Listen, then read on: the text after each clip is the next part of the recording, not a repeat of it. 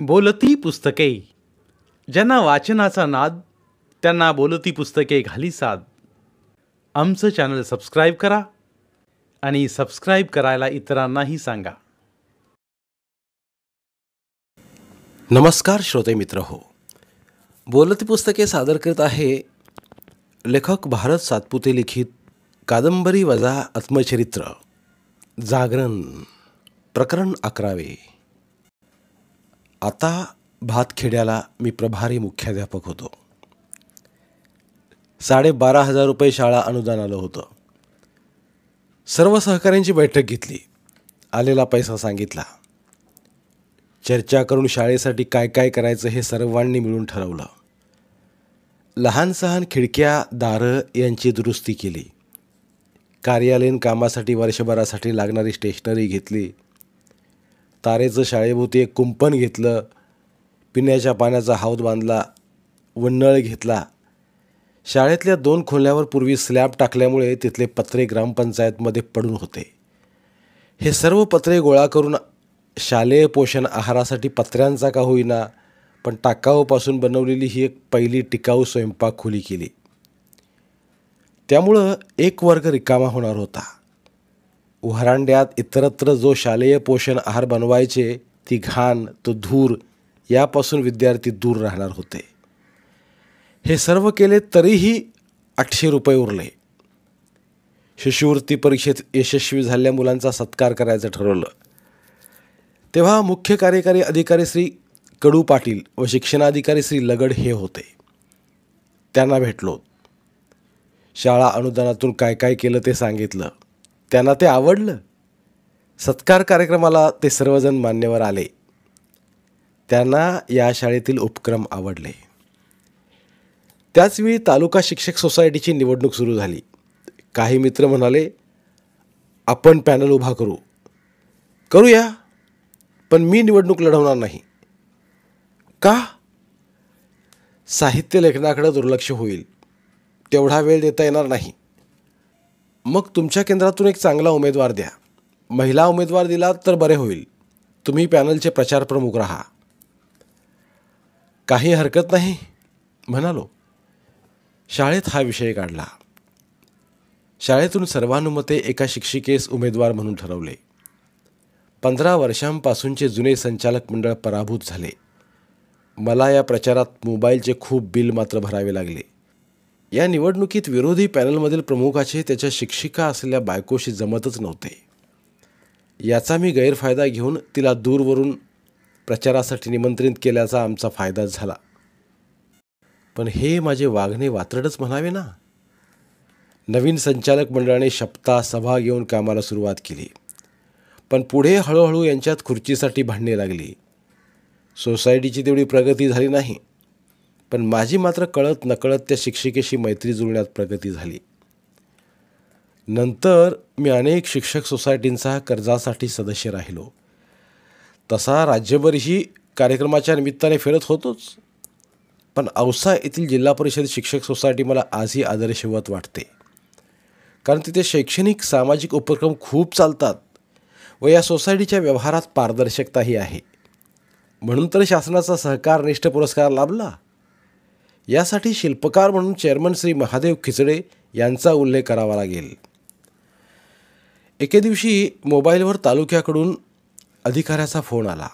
म्हणाले, मुख्य कार्यकारी अधिकाऱ्याने तुम्हाला बोलावलंय. शाळा सुटल्यावर जाऊन भेटलो. मला म्हणाले, तुमचे काम आवडले. सर्व शिक्षा अभियानात जिल्ह्याला या योजनेतील नवीन पुस्तकांची निर्मितीही होईल. मी होकार कळवला. पर्यायी शिक्षण म्हणजे शाळाबाह्य विद्यार्थी शाळेच्या प्रवाहात आणणे यासह अनेक विभागांचा समन्वयक झालो. योजना समजावून घेतली. या मुलांना शाळेच्या प्रवाहात आणण्यासाठी जास्त विद्यार्थी असतील तर महात्मा फुले शिक्षण हमी केंद्र व 10च्या आत असतील तर राजीव गांधी शाळा योजना कार्यरत होती. जिल्ह्याच्या कानाकोपऱ्यात ही केंद्रे स्थापन केलेली होती. या केंद्रांना भेटी देऊ लागलो. कार्यालयात जास्त वेळ थांबतच नव्हतो. वाडी वस्ती तांड्यावर जाऊन भेटी द्यायच्या. कुठे दुपारी तर कुठे सायंकाळी या केंद्राच्या वेळा असायच्या. पहिल्या भेटीत ही केंद्रे कुठे चालू आहेतच हे फारसे आढळले नाही. भेटायला गेल्यावर म्हणायचे, लवकर आलात. उशिरा गेल्यावर म्हणायचे, उशीर झाला, आत्ताच केंद्र सुटले. असे म्हणल्यावर मी म्हणायचो, चला त्या मुलांच्या घरी जाऊन भेट देऊ. मग मात्र ते स्वयंसेवक गप्प बसायचे. भेटीत लक्षात आले की ही केंद्रे बऱ्याच दिवसांपासून उघडतच नाहीत. एक महिना या मुलांची हजेरी लिहिलेली नाही. माझ्या भेटीत ते घरात जाऊन हजेरी लिहायचे. या गडबडीत पुढच्याही तारखेच्या हजेऱ्या लिहित होते. जास्त तगादा लावला तर स्वयंसेवक म्हणायचे, या मानधनात महिन्याला काय भागतंय, दुसरं काम बघत बघत हे करावं लागतंय,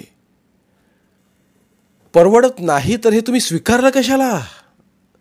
असं म्हणल्यावर काहीजण लक्ष देऊ लागले, तर काहीजण नको म्हणू लागले. खोलात गेलो तर यांना पूर्णपणे यांची रक्कम हाती लागत नव्हती.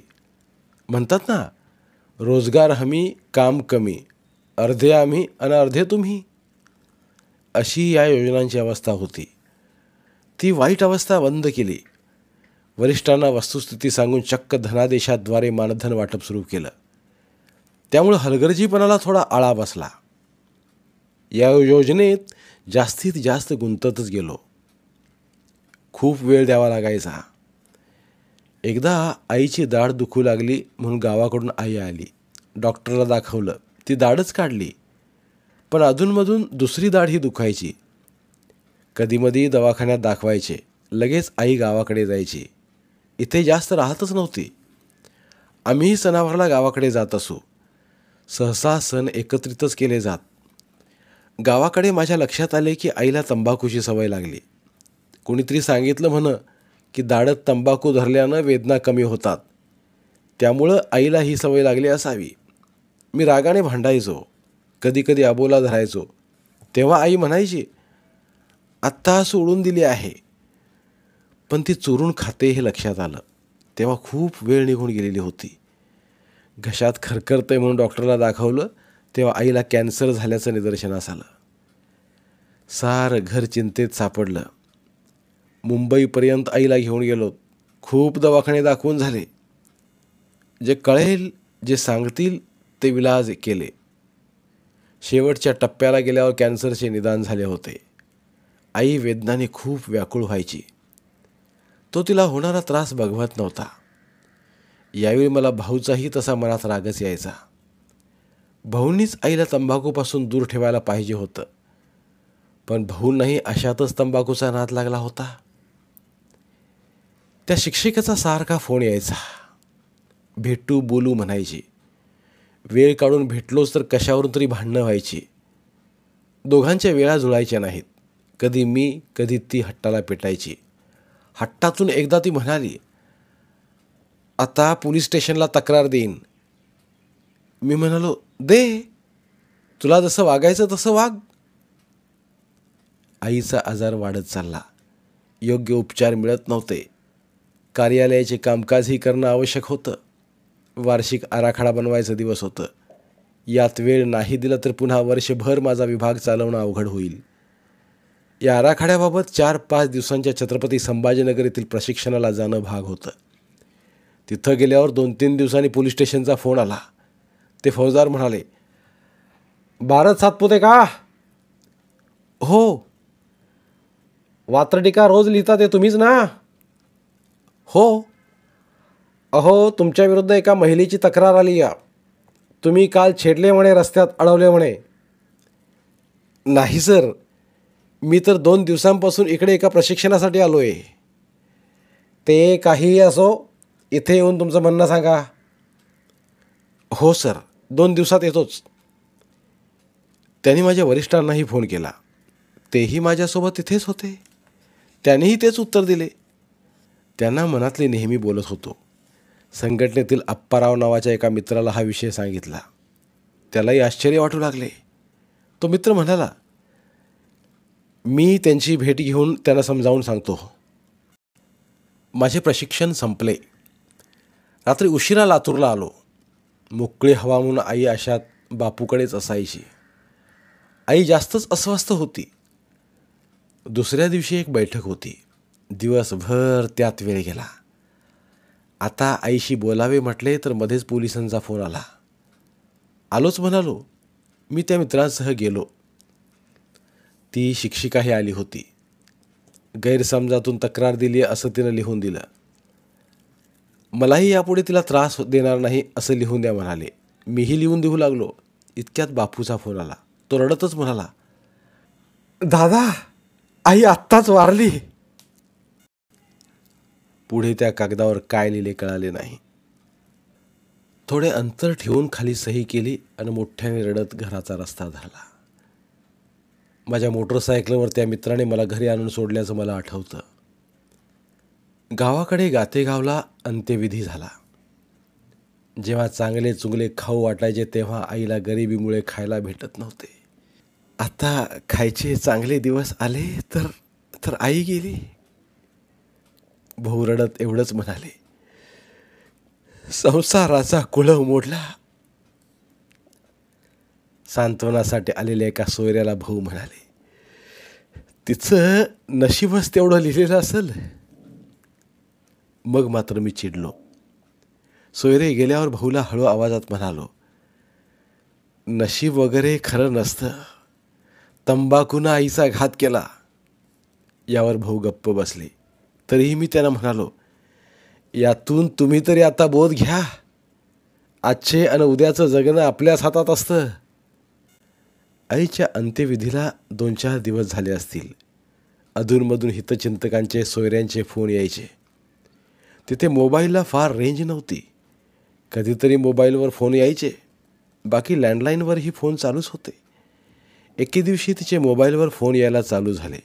मी उचलत नव्हतो. मग लँडलाईन वाजू लागली. घरात कोणीही तो फोन उचलला तर पलीकडून बोलत नव्हते. मी उचलला तर ती बोलायची, पण मी पूर्णपणे ऐकून घेण्याच्या आतच फोन ठेवून टाकायचो.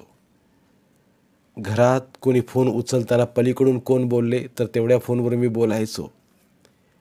ती मग नाव बदलून सांगायची. मग घरचे मला फोन द्यायचे. माझ्या लक्षात आले की मी रॉंग नंबर म्हणून फोन ठेवून टाकायचो.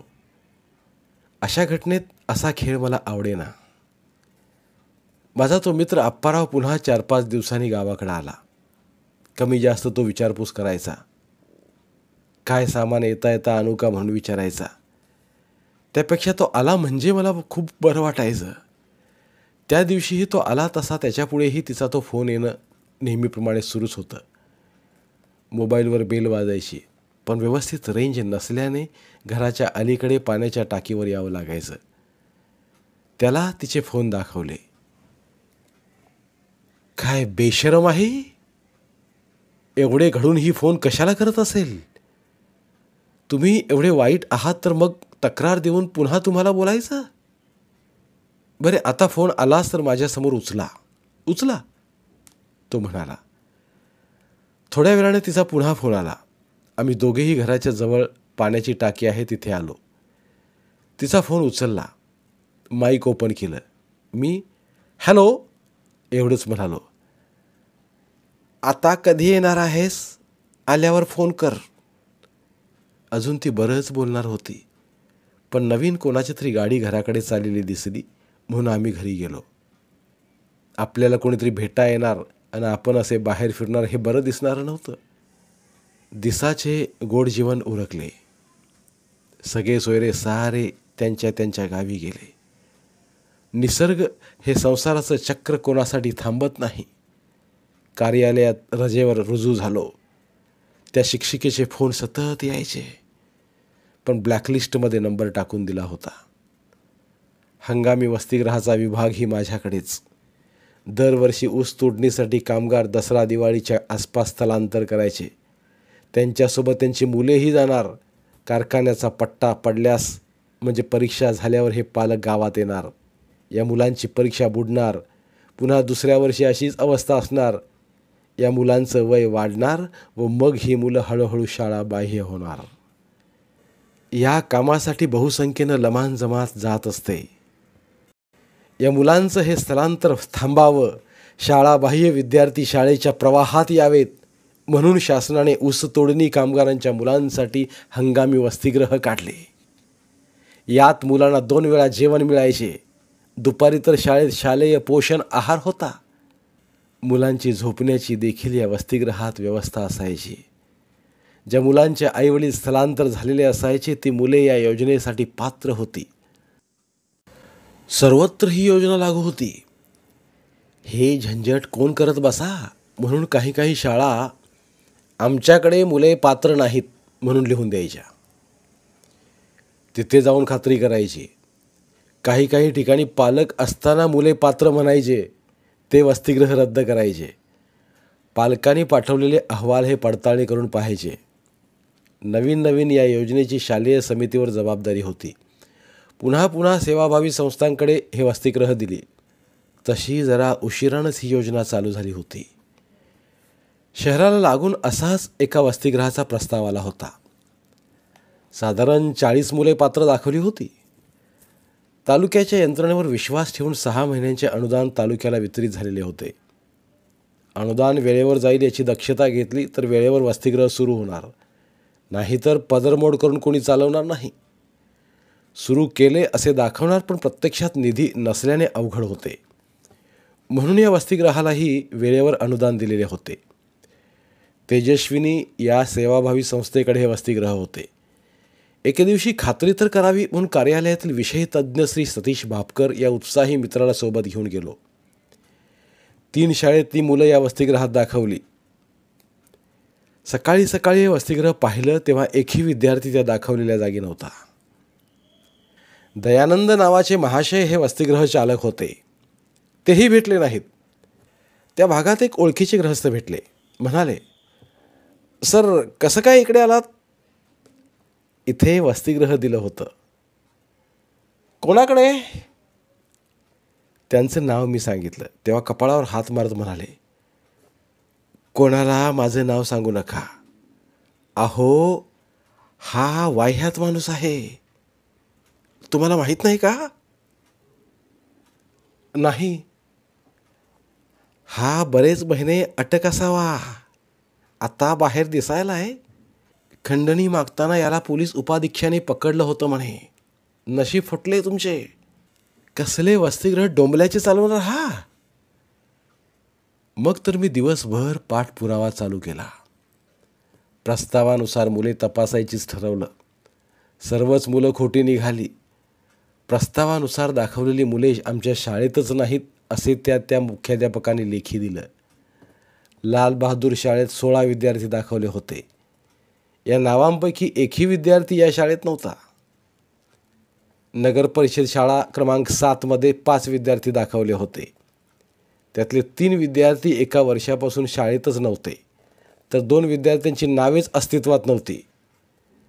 सिंधी शाळेत 20 विद्यार्थी दाखवले होते. त्यातले 11 विद्यार्थी सतत अनुपस्थित व परगावी स्थलांतर झालेले व ही नावे नसलेले 3 विद्यार्थी होते. तर हजर असलेले 5 विद्यार्थी निघाले पण त्यांचे पालक स्थलांतर केलेले नव्हते. म्हणजे संपूर्ण वसतिगृह चुकीचे निघाले. मी तर आश्चर्यचकित झालो. मुख्याध्यापकांनीही खोट्या कागदावर सह्या का केल्या असतील? मी पदवीधर शिक्षक असलो तरी या योजनेत समन्वयकाच्या पदावर कार्यरत होतो मी. हा अहवाल कार्यालयात दाखल करून वरिष्ठांची स्वाक्षरी घेऊन पत्र देईपर्यंत बराच कालावधी जाणार. तेवढे दिवस वसतिगृह चालवावे असे ते चालक सांगणार. त्यामुळे भेटीतच मी प्रत्यक्ष जे घडले ते लिहायचे, वसतिगृह बंद करायचे व नंतर मान्यता घेऊन मागच्या त्या तारखेपासून कारवाई करायची. 2-3 दिवस यासाठी त्या भागात फिरत होतो. पण तिथे ते चालक काही मला भेटले नाहीत. वसतिगृहाची जिथे जागा दाखवली तिथेही कोणी नव्हतं. मी माझ्याकडच्याच कागदावर अभिप्राय लिहिला. तो कागद त्या घरमालकाकडे तिथल्या शाळेच्या मुख्याध्यापकांकडे दिला. रात्रीचे 10 वाजले होते.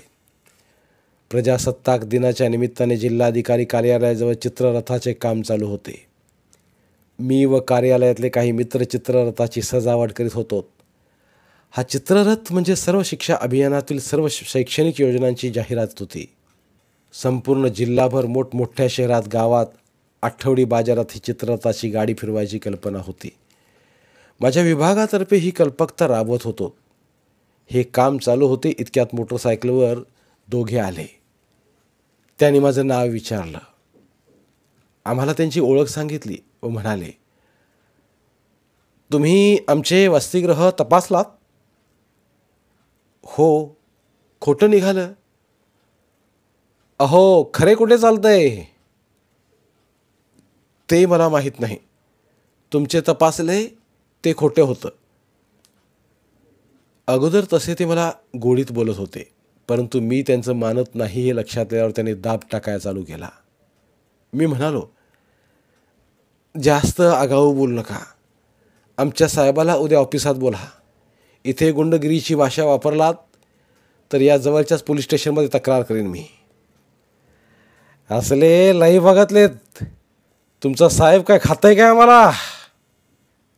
त्यांनी अगोदरच आमच्याकडून खाल्लंय.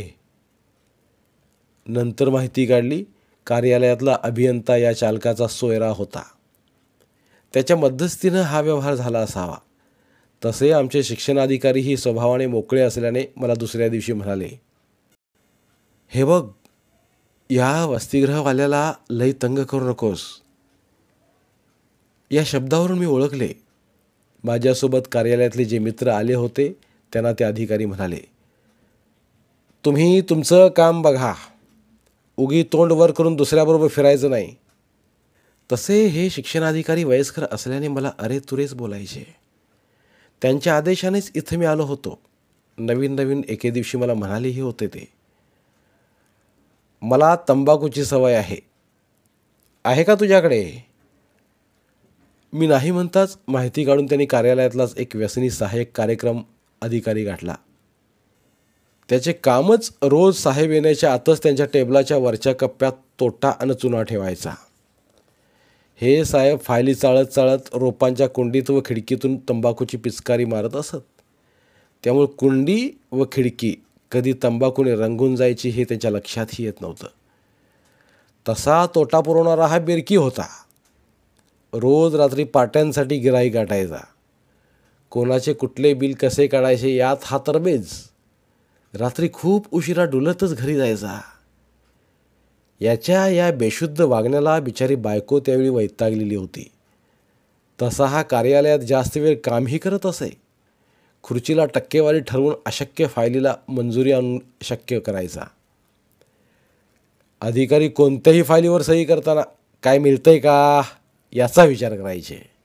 एकदा मला म्हणाले, हा मोबाईल नंबर लिहून घे आणि 2-250चे रिचार्ज मार. मी अज्ञातपणे त्या मोबाईलला खिशातून रिचार्ज मारून मिळाले का हे फोन करून विचारलो तर ती बाई निघाली. नंतर महिन्याने ते मला म्हणाले, मागे तुला नंबर दिला होता त्यावर अजून रिचार्ज मार, पण पुन्हा त्या नंबरला फोन करू नकोस. पैसे द्या, मागचेही दिले नाहीत, मी धिटाईने म्हणालो. तुझ्या टीए बिलावर सह्या केल्या त्याचं काय? माझं टीए बिल काय बनावट आहे का? सर, मोटरसायकलवर फिरताव आणि एसटीचे टीए बिल लावताव. उलट पदरचे पैसे घालून दौरा करतोय. बरं एवढंच साहेब बोलले. पण मला पुन्हा असलं काम त्यांनी कधी सांगितलं नाही. राहिलेले मागचे पैसेही दिले नाहीत. तर हे वसतिगृह खोटं आहे, ते बंद करण्यात यावं असं नमूद करून ती फाईल त्या अधिकाऱ्यांकडे घेऊन गेलो. काही न बोलता त्यांनी ती वाचून बघतो म्हणून फाईल तशी स्वतःजवळ ठेवून घेतली.